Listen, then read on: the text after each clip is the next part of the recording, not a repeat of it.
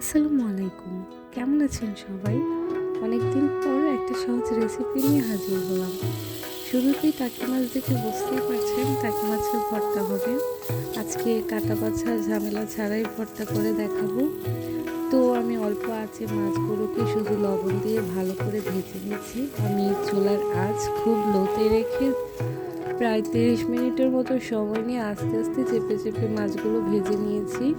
এতে করে আমার মাছগুলো খুব একটা শক্ত হয়ে যায়নি, নরম ছিল। যেহেতু ভর্তাটা পাটায় পিষে তৈরি করা হয়, তাই মাছগুলোকে নরম রাখাটা খুব জরুরি। মাছ ভাজা হয়ে গেলে এতে পরিমাণ মতো মরিচ আর পরিমাণ মতো পেঁয়াজ হালকা করে ভেজে নেব। তারপর মাছের বড় কাঁটাটা ছাড়িয়ে নিয়ে সেগুলোকে ভালো করে বেটে তারপর ভর্তাটা তৈরি করতে হবে। এটা আমার শাশুড়ির রেসিপি। আমার শাশুড়ি মা কীভাবে ভর্তাটা তৈরি করে চলুন দেখি।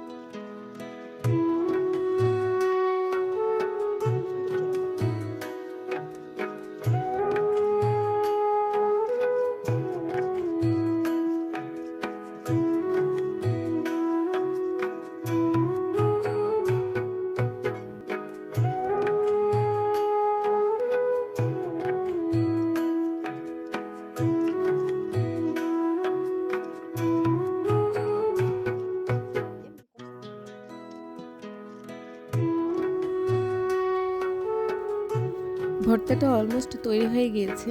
এই ভর্তাটা গরম ভাতের সাথে খেতে খুবই ভালো লাগে। তো রেসিপি কেমন লাগলো জানাবেন, আর বাসায় অবশ্যই ট্রাই করবেন। রেসিপি ভালো লাগলে আমার চ্যানেলে সাবস্ক্রাইব করে আমার পাশেই থাকবেন। এতক্ষণ ধরে ভিডিও দেখার জন্য ধন্যবাদ।